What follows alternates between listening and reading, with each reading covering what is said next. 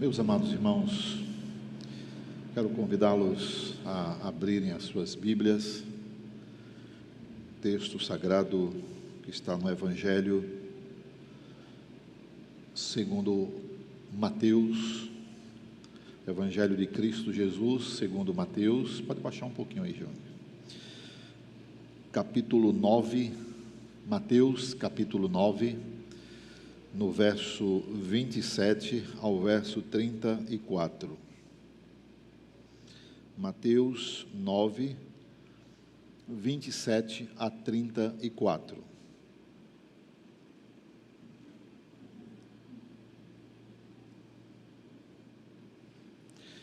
Mateus 9, 27 a 34, assim diz a palavra de Deus. Partindo Jesus dali, seguiram-no dois cegos, clamando: tem compaixão de nós, filho de Davi.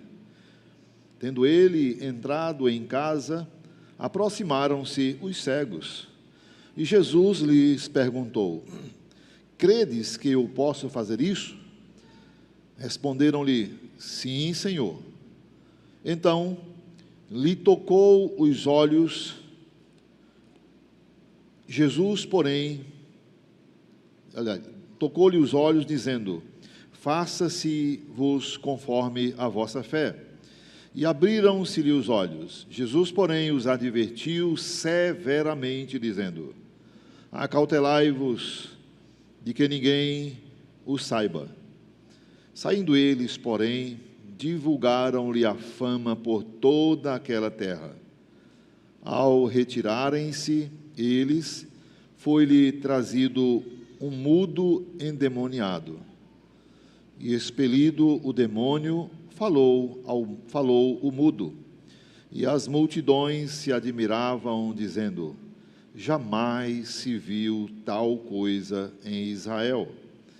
Mas os fariseus murmuravam: pelo maioral dos demônios é que ele expele os demônios. Senhor nosso Deus, nesse momento, ó Pai Santo, nós queremos reconhecer Tua majestade, reconhecer que nós estamos diante do Deus Todo-Poderoso. Nós, ó Deus, estamos diante do Autor e Consumador de todas as coisas. Nós estamos perante o Deus da palavra, a revelação que nós precisamos para compreender a Tua vontade, Pai. Agora, ao ler a palavra santa, inspirada, a palavra perfeita, nós pedimos, ó Pai, que faça a Tua igreja compreender aquilo que está revelado.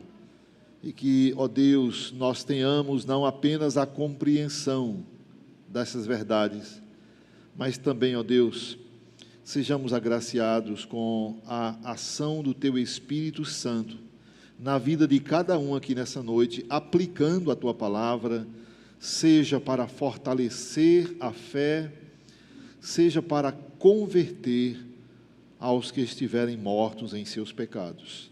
A Tua palavra, sendo ela manifestada pelo Teu Espírito, é a palavra poderosa, mais cortante do que espada de dois gumes, e que faz, ó Deus, com que a Tua vontade se cumpra na vida do Teu povo. Oramos pedindo todas as bênçãos do Senhor, e nós agradecemos, Pai, em nome do Senhor Jesus. Amém. Meus amados irmãos, quem já não ouviu,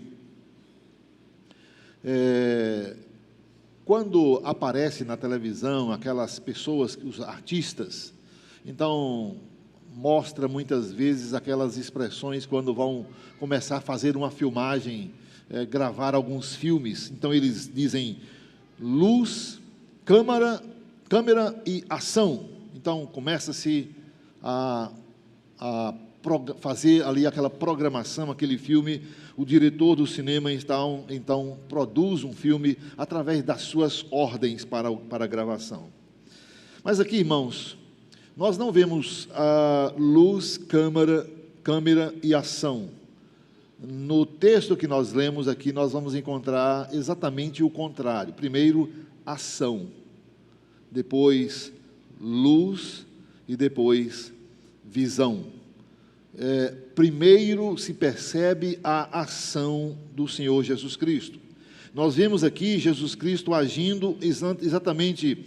Primeiro, ele traz a luz aos olhos de dois cegos, e ele vem então e traz o som à boca de um mudo, que estava mudo porque ele estava endemoniado. Uma manifestação demoníaca tornou aquele homem mudo, não conseguia produzir som nenhum.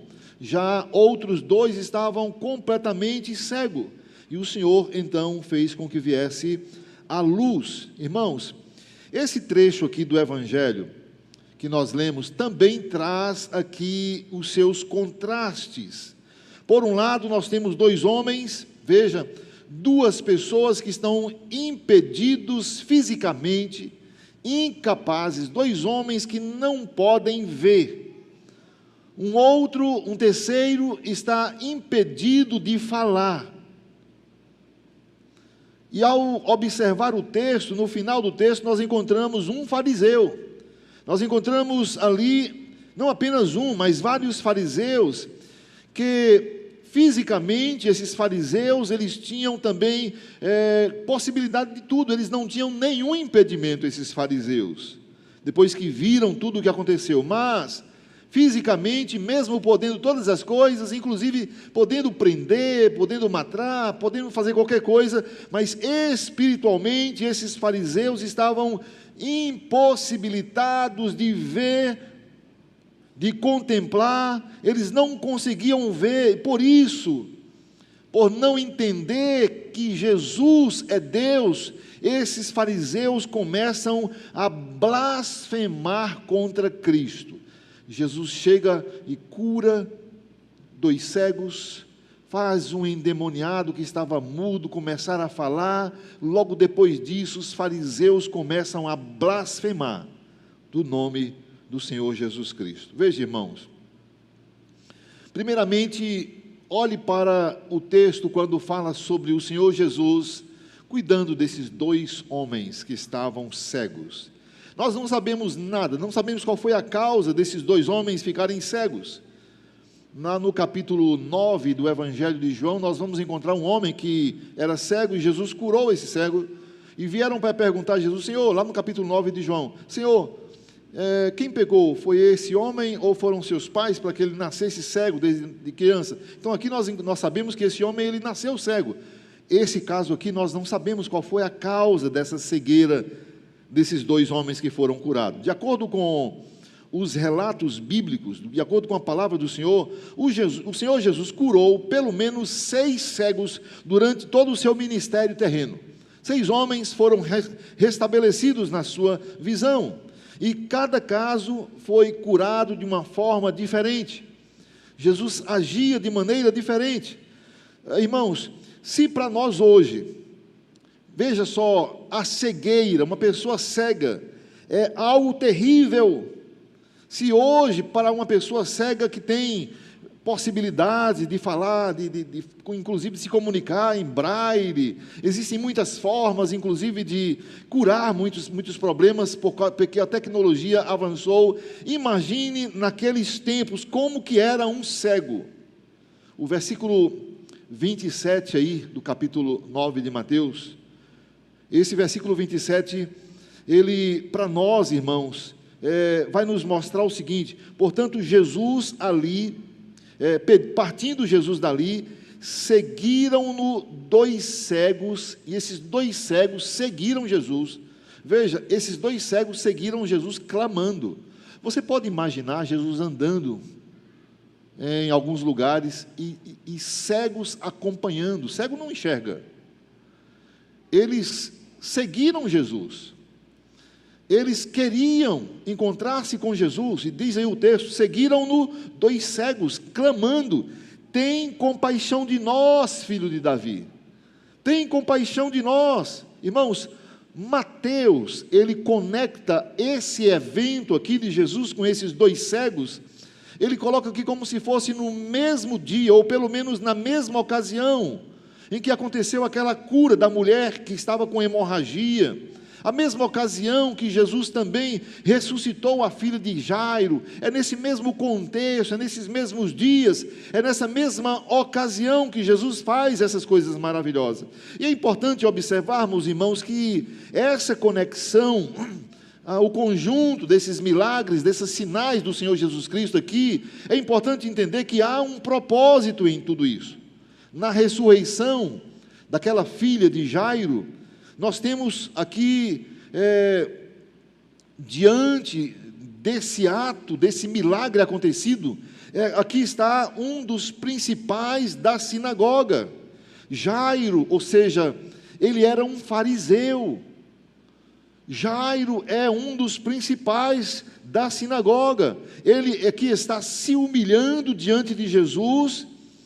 E esse fariseu, esse principal da sinagoga, ele está aqui se declarando, declara que ele tem fé em Jesus. E agora, irmãos, no final dessa narrativa, Mateus nos mostra aqui um outro grupo de fariseus que estavam blasfemando contra Jesus. O contexto é exatamente esse. Esse homem que chega, esses cegos que chegam para Jesus e dizem, eles expressam que Jesus, filho de Davi, tem compaixão de nós. Essa palavra filho de Davi, irmãos, significa que esses homens, eles compreendiam quem é Jesus. Esse termo filho de Davi aqui é um título messiânico. Há uma compreensão de que é o Messias. E ainda que esse título comunique uma verdade importante sobre Jesus, ele aparentemente não se alegrou com essa declaração, pelo fato de que pessoas olhavam para ele e viam-no como um libertador político e não como Deus que ele é de fato. Ele está ali vendo essas reações das pessoas, ainda que como se fosse um Messias, um enviado por Deus, mas a maioria das pessoas entendiam que Jesus tinha chegado ali para ser um líder político, para ser um libertador. E quando ele viesse, então aconteceria o que o profeta Isaías, ele tinha profetizado, dizendo que era o Messias que se caracterizava com o tempo, irmãos, que as pessoas estavam vivendo. Lá em Isaías, no capítulo 35, exatamente a perspectiva do profeta quando fala sobre a manifestação de Jesus. E então as pessoas, quando falavam como ele, como filho de Davi, entendiam que ele era um enviado de Deus, o Messias do Senhor, mas nem todos estavam aptos, nem todos compreendiam essa verdade. Lá em Isaías 35, versículos 5 e 6, diz assim: então se abrirão, olha só, o profeta diz que quando Jesus viesse, diz aí, então se abrirão os olhos dos cegos, e se desimpedirão os ouvidos dos surdos, os coxos saltarão como servos, e a língua dos mudos cantará, pois águas arrebatarão no deserto, e ribeiros no ermo. Jesus, irmãos, aqui, ele continua o seu caminho, apesar dos rogos, apesar dos gritos dos cegos. Aqueles cegos continuavam seguindo Jesus, e ele então continua andando o seu caminho. Mas Jesus não atende aquelas pessoas pelo caminho, aqueles dois cegos, e os dois cegos continuam acompanhando o Senhor Jesus. Jesus não lida com eles enquanto Jesus está caminhando. O texto diz que quando Jesus chega em casa, provavelmente era a casa ali em Cafarnaum, onde Jesus morava, onde ele residia. O texto aí no versículo 28, no capítulo 9 de Mateus, diz o seguinte: tendo ele entrado em casa, aproximaram-se os cegos. Veja, os cegos andavam atrás de Jesus. Eu fico imaginando, aqueles cegos deveriam ter algum tipo de habilidade para ver a caminhada, por onde passa, né, perguntando um e outro, mas ele não desistia de acompanhar Jesus. Mas quando Jesus entra em casa, aproximaram-se os cegos, e Jesus então pergunta para eles: credes que eu posso fazer isso? Eles responderam: sim, Senhor. Como nós falamos, a casa aqui que o Senhor Jesus entrou, possivelmente foi a que ele morava, ali em Cafarnaum. Lá em Mateus capítulo 4, versículo 13, mostra que Jesus, ele residia ali em Cafarnaum. Constantemente ele voltava para a sua casa. E esses homens, irmãos, mesmo com todas as dificuldades, esses cegos, a despeito das impossibilidades que eles tinham, você pode imaginar o que é um cego andando pela rua, atrás de um homem, acompanhando alguém. A despeito de todas as suas dificuldades, esses cegos, eles persistiram, e eles foram atrás de Jesus. E quando entraram na casa onde Jesus estava, então o texto diz que Jesus lhes perguntou se eles criam que ele poderia fazer aquilo que eles pediam. Eles diziam: Senhor, tem compaixão de nós. E Jesus diz: então, vocês creem que eu posso fazer alguma coisa que vocês querem? Jesus lhes perguntou se eles criam. Ao responderem afirmativamente: sim, Senhor, nós cremos no que o Senhor vai fazer conosco. Há uma questão, irmãos, que precisa ser ressaltada aqui nesse momento. Em todos os milagres, em todos os sinais que o Senhor Jesus Cristo faz, sempre, irmãos, é necessário ter fé ou não. Em tudo que o Senhor Jesus Cristo faz, é preciso ter fé? A resposta é não. Veja, por exemplo, irmãos, em algumas ocasiões o Senhor Jesus Cristo realizou muitas coisas. E aquele a quem ele realizou, para quem ele realizou, nem sempre precisou crer. Olha só, Mateus capítulo 8, versículo 28, diz assim: olha, tendo ele chegado à outra margem, a terra dos Gadarenos, olha só, vieram-lhe ao encontro 2 endemoniados. Esses endemoniados não criam. Vieram-lhe ao encontro 2 endemoniados, saindo dentre os sepulcros. Jesus estava andando e 2 homens endemoniados saíram dos sepulcros, completamente transtornados, possuídos por demônios, e a tal ponto furiosos, que ninguém podia passar por aquele caminho. E Jesus então expulsa esses demônios. Eles não eram crentes, mas o Senhor, mesmo que eles não crescem, Jesus fez o milagre e operou a fé, e eles passaram a crer. Outro assunto, irmãos, que mostra que nem sempre Jesus faz milagres porque alguém crê. Veja que lá em Mateus capítulo 11, no versículo 20 até o versículo 24, Mateus 11, 20 e 24 diz: passou então Jesus a increpar as cidades nas quais ele operara numerosos milagres, pelo fato de não se terem arrependido. Ai de ti, Jesus fala, ai de ti, Corazim, ai de ti, Betsaida, porque se em Tiro e em Sidom se tivessem operado os milagres que em vós se fizeram, há muito que eles teriam arrependido com pano de saco e de cinza. E, contudo, vos digo, no dia do juízo haverá menos rigor para Tiro e Sidom do que para vós outros. Tu, Cafarnaum, elevar-te-ás porventura até o céu, descerá até o inferno, porque se em Sodoma se tivessem operado os milagres que em ti se fizeram, teria ela permanecido até ao dia de hoje. Digo-vos, porém, que menos rigor haverá no dia do juízo para com a terra de Sodoma do que para contigo. Jesus está dizendo que ele fez muitos milagres. Ele realizou muitas curas. E no meio desse povo, ninguém se arrependeu. Veja, irmãos, outro texto que também me chama a atenção está lá em Lucas capítulo 17. Lucas capítulo 17, versículo 17, 18, 19, diz assim: então Jesus lhe perguntou: não eram 10 os que foram curados? Onde estão os 9? Não houve porventura quem voltasse para dar glórias a Deus, senão este estrangeiro?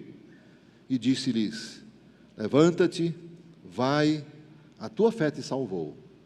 Mas outros 9 ficaram e não creram, mesmo sendo agraciados com o milagre do Senhor Jesus. Irmãos, em alguns casos nós vemos Cristo exigindo que a pessoa responda com fé.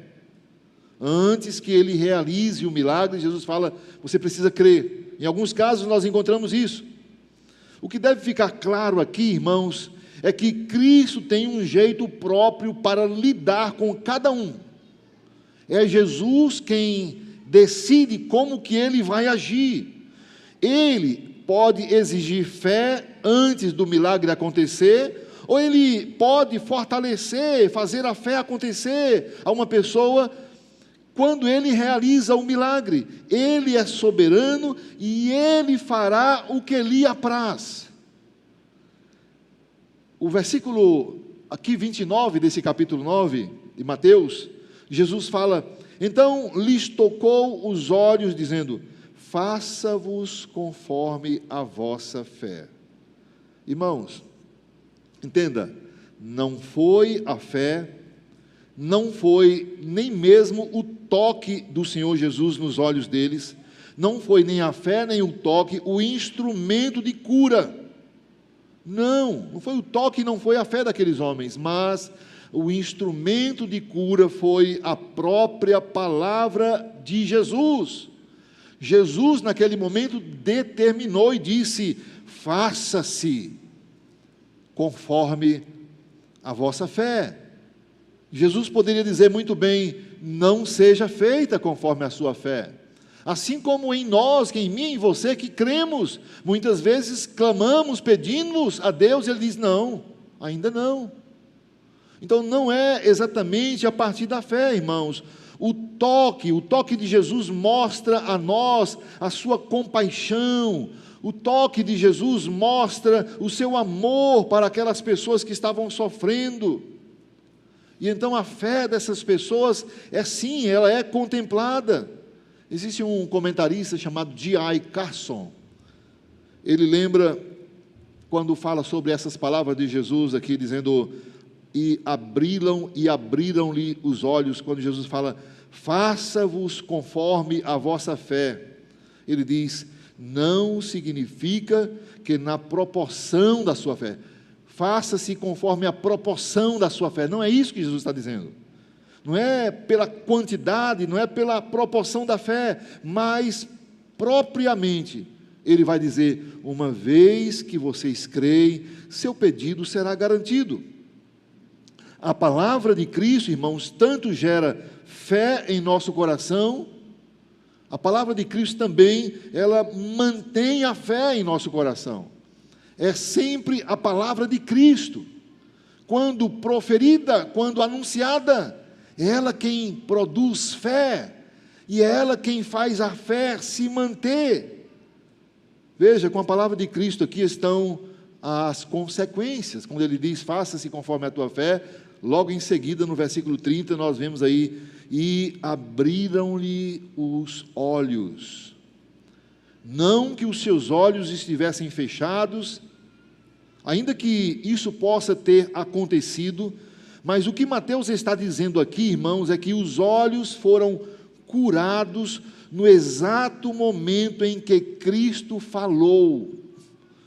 Os olhos foram curados quando Cristo falou, quando a palavra de Cristo foi proferida. Quando Jesus ordenou, então a luz entrou nos olhos daqueles 2 cegos e eles passaram a ver nitidamente com a palavra de Cristo.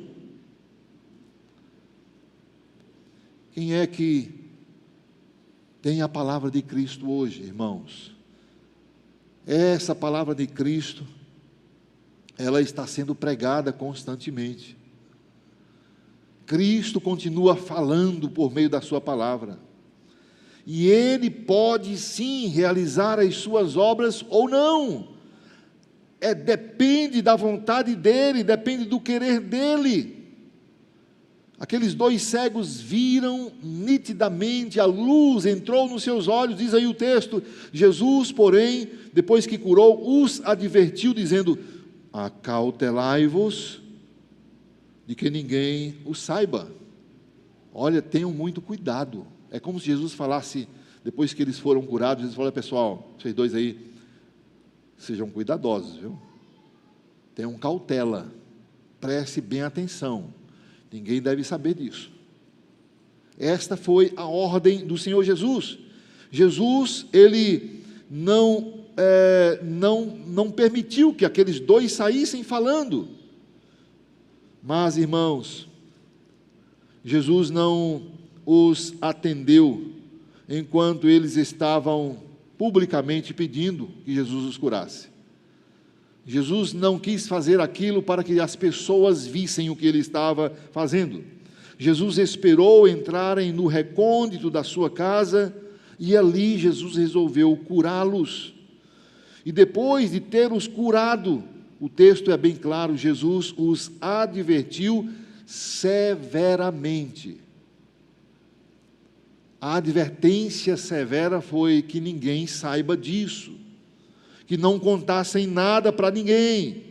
E o motivo disso, irmãos, foi o que nós já falamos anteriormente, a saber, as pessoas viam o Messias, as pessoas olhavam para Jesus, esse que está andando por aí, e viam o Messias meramente como um libertador político.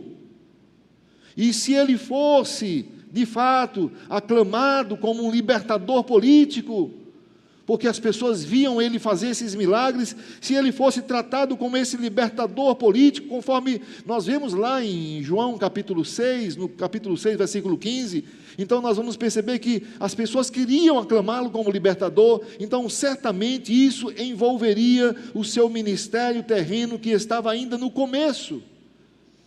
As pessoas iriam focalizar nele como um rei político, e ele estava começando o seu ministério, ele então teria que falar que ele é aquele que veio dos céus, ele é o rei, ele é o salvador, ele é o Senhor, ele é o remidor dos pecados. Ele não queria que esta verdade fosse escondida, irmãos. Mas a resposta que aqueles 2 cegos que foram curados, e Jesus falou que eles fossem cautelosos para não falar com ninguém.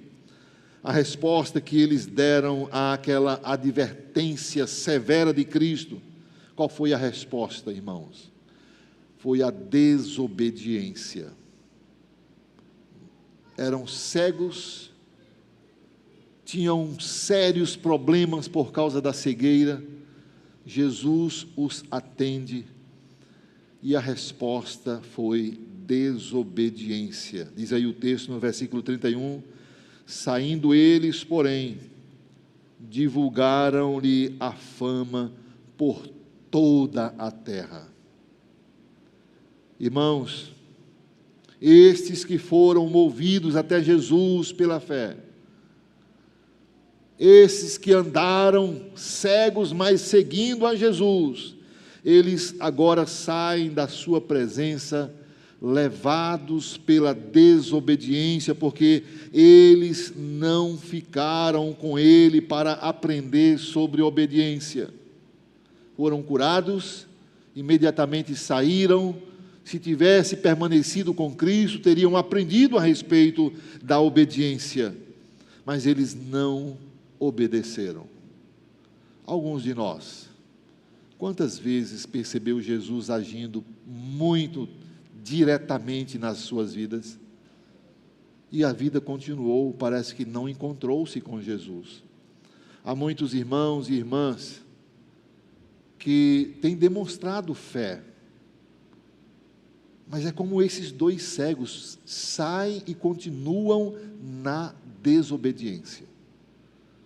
Têm demonstrado que crê em Deus, têm chorado muitas vezes, tem confessado a sua fé, tem batizado, tem feito a profissão de fé na igreja. Muitos têm dito: eu creio, eu confio no Senhor, mas continuam como incrédulos e como desobedientes ao Senhor. Irmãos, esta é a realidade da humanidade, todo ser humano.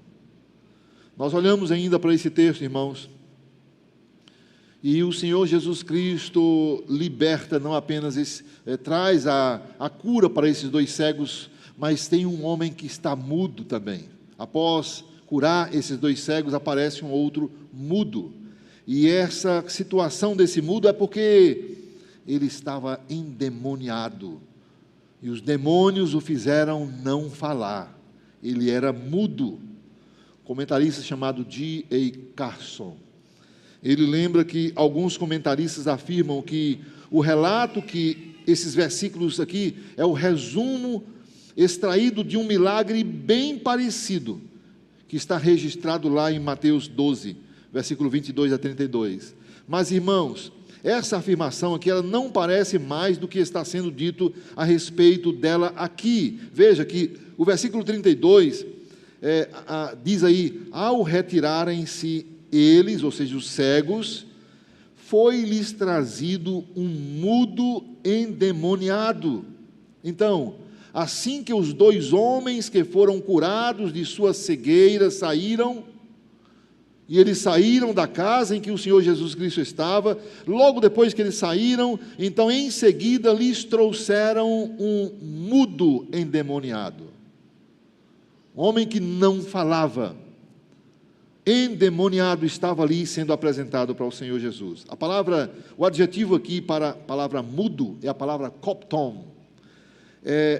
Não apenas uma pessoa que está muda, ou uma pessoa, o texto, o grego original é uma pessoa que estava, trouxeram-lhe uma pessoa que estava impedido de falar. É exatamente esse o significado da palavra kopon. Ele está não apenas mudo, mas está impedido de falar. É como se essa mesma expressão aqui ela é usada para uma pessoa que está com a mão na boca. Ele está com a boca tapada, ele está impedido de falar. Então é mais ou menos esta a realidade desse homem que trouxeram para o Senhor Jesus. Ele não podia falar. Então, tanto no grego que os helenistas falavam, como no grego bíblico, o que nós vamos perceber é que essa é exatamente o teor desta palavra.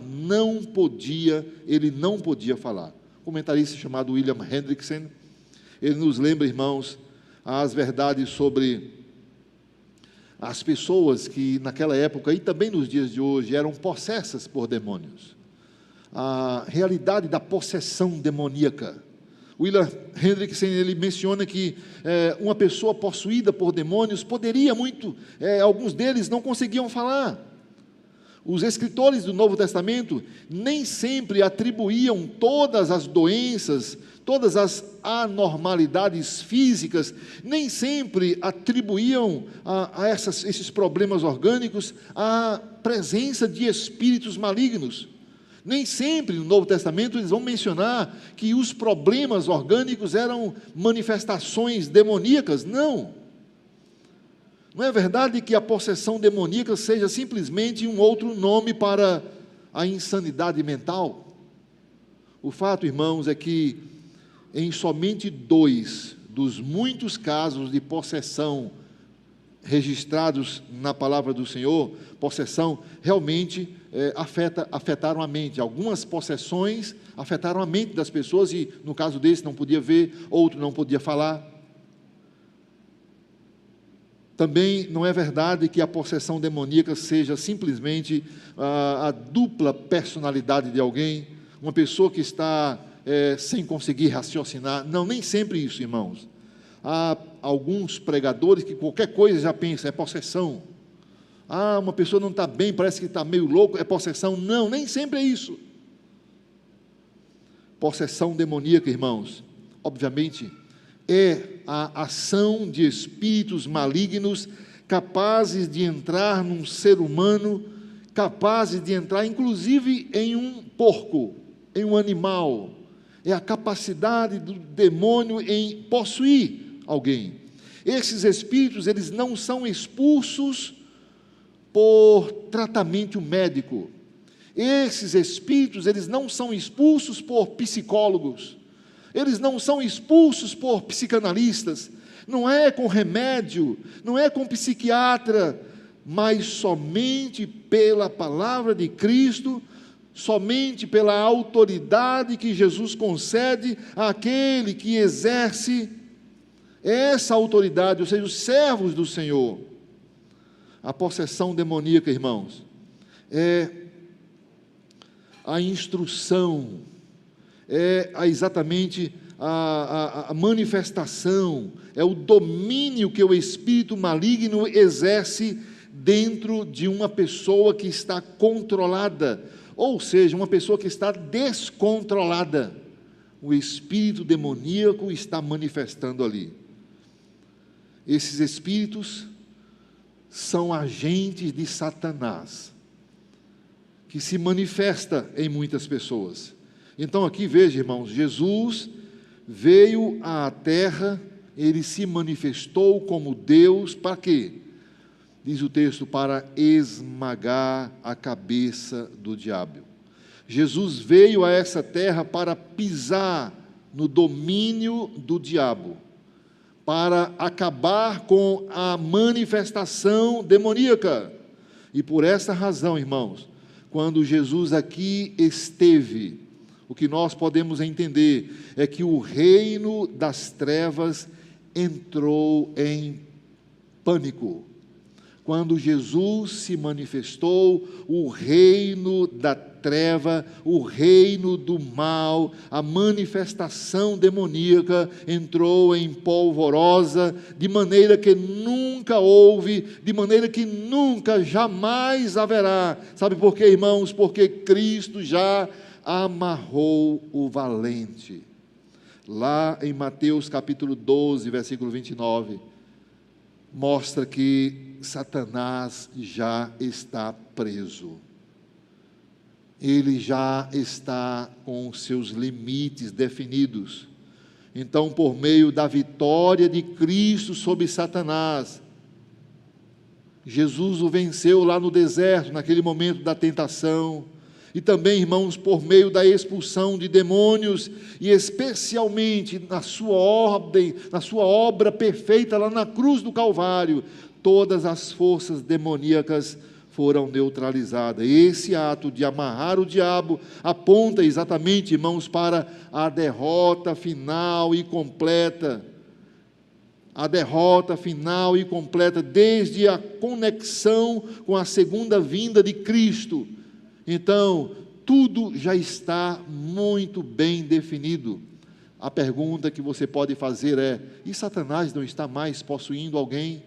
Satanás não está mais agindo na vida de alguém? Sim, mas jamais está livre para fazer o que quer. Jesus é Senhor, inclusive de Satanás, aquele que nada faz, nada procede sem a autorização do Rei dos Reis. Jesus é o Senhor absoluto dos céus e da terra. Irmãos, o Senhor Jesus Cristo, Ele definiu a sua segunda vinda. Jesus virá de volta. O versículo 33 aí desse capítulo 9 diz: e expelido o demônio, falou o mudo, e as multidões se admiraram, dizendo: jamais se viu tal coisa em Israel. Irmãos, aquela multidão ficou tomada de perplexidade com a expulsão daquele demônio. A multidão exclamou claramente: jamais nós vimos algo semelhante a isso aqui em Israel. Nunca vimos alguém dizer: sai demônio, os demônios saírem. Mas enquanto, irmãos, aquele que era mudo, enquanto ele falava, enquanto Veja, as multidões exclamavam, admiradas sobre o milagre que havia sido realizado naquela cidade. Coisa maravilhosa, coisa extraordinária que Jesus tinha feito com aquele demônio, aquele homem que estava ali. Ele passou a falar, foi algo miraculoso. Enquanto ele falava, enquanto ele se alegrava e falava, porque foi curado pelo Senhor Jesus, enquanto todo mundo dizia: meu Deus, que coisa, nunca vimos isso aqui. Enquanto tudo isso acontecia, irmãos, o versículo 34 diz que os fariseus murmuravam. Enquanto o milagre estava sendo feito, os fariseus murmuravam e diziam: pelo maioral dos demônios é que ele está expelindo esse demônio. Esse homem, Jesus, está expulsando o demônio e ele está sendo usado pelo maioral dos demônios, pelo Beelzebu. Foi exatamente essas blasfêmias com o nome de Cristo que os fariseus se levantaram. Irmãos, não é registrada aqui nenhuma resposta do Senhor Jesus, aqui nesse texto, mas em Mateus capítulo 10, no versículo 25, veja aí a sua Bíblia. Mateus capítulo 10, a partir do versículo 25 diz: basta ao discípulo ser como o seu mestre e ao servo como o seu senhor. Se chamaram Beelzebu ao dono da casa, quanto mais aos seus domésticos. Se chamaram Beelzebu ao que é Deus, ao que é rei, ao que é Senhor, imagine aos crentes. Irmãos, nós também haveremos de ser atacados como pessoas que pregam a verdade e pregam um evangelho da parte do diabo. Os fariseus, eles agem acusando Jesus, blasfemando e dizendo que Jesus expulsou o demônio pelos demônios. Jesus responde a essa blasfêmia. E eles não negaram a realidade do milagre, não. Eles disseram: realmente houve uma expulsão de demônios. Mas em vez de darem a glória para Deus, eles conectaram esse milagre, irmãos, preferiram atribuir algo tão portentoso, tão maravilhoso, que Jesus fez como Deus, e eles atribuíram ao maioral dos demônios, Beelzebu. Esta é a realidade que eu e você estamos vivendo nos dias de hoje, irmãos. Deus em Cristo Jesus continua agindo. E você me pergunta: mas será que não tem pessoas fazendo essas coisas pelos demônios, por Satanás? Eu digo sim. Há muitos que estão impressionando os outros, querendo fazer milagres, mas da parte do diabo, com um outro evangelho, com uma outra mensagem que não é bíblica. Irmãos, isso nos mostra uma coisa que é notória: o coração humano é extremamente depravado. Aqueles que viram Jesus fazer milagres, os próprios que Jesus realizou o milagre, eles não obedeceram, eles simplesmente receberam os milagres e desobedeceram ao Senhor. Veja, isso mostra a total depravação do coração humano. Diante dos milagres recebidos, aqueles que eram cegos, eles foram curados e responderam com desobediência. Diante do milagre presenciado aqui, os fariseus, eles preferiram dar glória ao diabo. Os fariseus preferiram tributar glória ao diabo e não a Deus. Então, se alguém ainda duvida da pecaminosidade do coração humano, do próprio coração, não está nem um pouco diferente em sua desobediência, em sua blasfêmia daquele povo.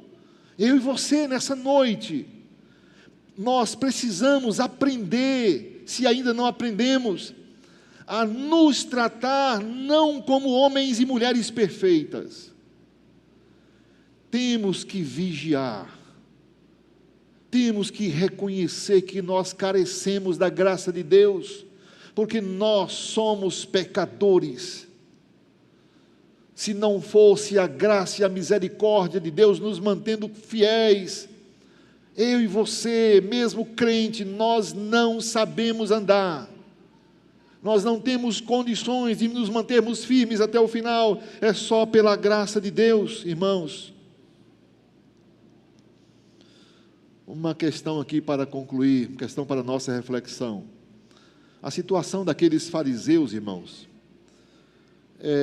que viram os milagres do Senhor Jesus, essa situação desses fariseus deve ser um alerta para mim e para você, viu? É um alerta para nós. Assim como aqueles fariseus tinham as Escrituras em suas mãos,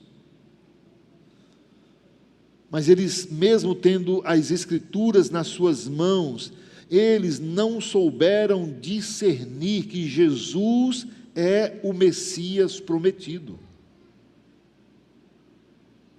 E essa tem sido uma característica da igreja dos nossos dias. Há muitas igrejas que, quando falam sobre Jesus, pensam que Jesus é o banco central. Pensam que Jesus é simplesmente o médico dos médicos. Algumas pessoas se voltam para Jesus porque estão com problemas e querem resolver seus problemas aqui na terra. Esses fariseus, irmãos, eles não discerniram que Jesus é o Messias prometido, é aquele que veio para nos conduzir à eternidade. Há muitos cristãos que não estão nem aí para a eternidade.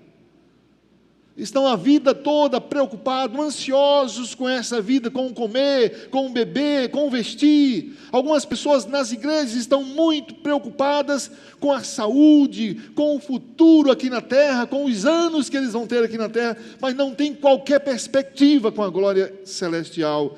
Esses fariseus eram exatamente assim, ao ponto de achar que Jesus falava pelos demônios. Irmãos, também nós podemos estar com as Escrituras em nossas mãos, viu? Você está aí com a sua Bíblia na sua mão. Mas você pode ser alguém que é incapaz de discernir as maravilhas do reino de Deus. Há muitas pessoas que estão com as Bíblias nas mãos e não param de ler as Sagradas Escrituras, mas elas não discernem o que é a maravilha do reino de Deus.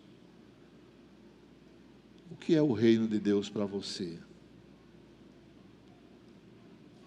É apenas aqui nessa terra? É apenas caminhar, ajudando o próximo, fazendo um futuro para você aqui na terra? Esse é o reino que você espera de Deus? Os fariseus eram exatamente assim. Eles não tributavam a glória a Cristo como Redentor eterno. Ultimamente, irmãos, eu tenho constantemente falado sobre a importância da igreja nos dias de hoje, ela viver a sua fé na perspectiva da eternidade. Não queira viver como crente apenas para essa terra. Pedro, quando escreve as suas epístolas, ele diz que nós somos forasteiros aqui. Nós somos cidadãos celestiais. A nossa pátria não é desse mundo. Ainda que nós desejemos, sim, queremos nos cuidar, nós vamos preparar nossa vida. Eu quero ter saúde, eu quero ter isso, ter aquilo outro, mas isso, irmãos, não é a minha prioridade. Você pode ter sua posse, ter seu dinheiro, ter sua fazenda, ter seu gado, você pode ter sua casa, suas fortunas, mas, irmãos, isso não é a sua prioridade. Isso tudo você pode perder de um dia para o outro. Isso vai se acabar. Lute, prepare, preserve, sustente bem isso, Mas isso não é a sua prioridade. O reino de Deus não é isso. Você deve viver para a glória eterna. Um dia tudo isso vai passar. Você vê esses dois homens que estavam cegos, eles passaram a enxergar e foram e saíram desobedecendo. Assim como muitos cristãos que começam a crer, são batizados e saem desobedecendo a palavra. Assim como muitos veem grandes maravilhas de Deus e vão dizer, não, isso é coisa do demônio. Que nós, irmãos, sejamos mais sábios para identificar o nosso Redentor e nos alegrar nele, regozijar nele para sempre. Ainda que venham as tribulações, as tentações, as perseguições. Hoje pela manhã, na classe do Gamaliel, o assunto foi extremamente importante. Eu já ouvi irmãos falarem sobre o estudo de hoje, o presbítero, a igreja está pronta para passar pelas tribulações. Porque a vida cristã, irmãos, aqui nessa terra, vai ser tudo encerrando com problemas. Mas os crentes vão ter que ficar esperançosos e na perspectiva da vida eterna. Seja assim comigo e com você.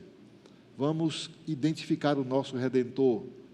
Durante essa semana você vai viver várias situações, conversar com muitas pessoas, você terá muitas oportunidades, e nesses momentos, seja você representante do Redentor. Fale dele, identifique o Senhor. Veja Jesus agindo na sua vida. Busque a manifestação de Cristo na sua vida, e a sua esperança será a esperança da eternidade. E o Senhor aplique sua palavra aos nossos corações, irmãos, e tenha misericórdia e piedade de nós. Vamos orar, irmãos. Senhor, bendito Pai, nós te agradecemos pela palavra do Senhor dessa noite. O Senhor que, de fato, ó Deus, se preocupa com a sua igreja, o seu povo. O Senhor que cuida de cada uma das tuas ovelhas com amor, com cuidado. Mas o Senhor também, ó Deus, permite que nós passemos por provas, por perseguições, por tribulações, mas que a nossa esperança nunca acabe, ó Deus, porque nós precisamos crer que o Senhor já venceu o mundo. E a tua vitória foi compartilhada conosco, com a tua igreja, com o teu povo, Pai. Não há mais como sermos derrotados, não há mais como experimentarmos o fracasso espiritual e eterno, porque o Senhor já conquistou a vida eterna, Pai. Ajude-nos, ó Deus, a viver nessa esperança, nessa expectativa de que o Senhor Jesus Cristo voltará para nos conduzir à vida eterna. Até lá, Pai, dê-nos perseverança, dê-nos alegria, dê-nos paz, dê-nos, ó Deus, fé genuína e verdadeira, para vivermos para a glória do Senhor até o final. Nós oramos e agradecemos, em nome do Senhor Jesus. Amém.